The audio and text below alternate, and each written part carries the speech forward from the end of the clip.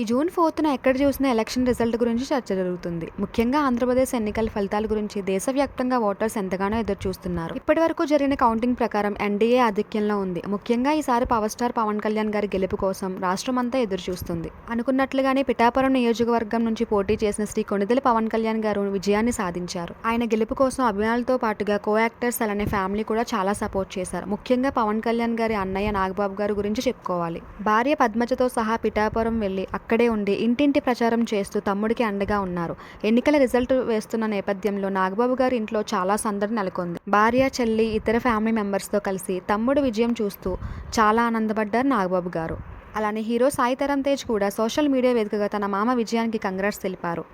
Hero Nitin కూడా advance కంగ్రాట్స్ని తెలియజేస్తూ special పోస్ట్ని చేశారు. మరి పవన్ కళ్యాణ్ గారి ఘన విజయం మీకు ఎలా అనిపించింది అనేది కమెంట్ చేయండి.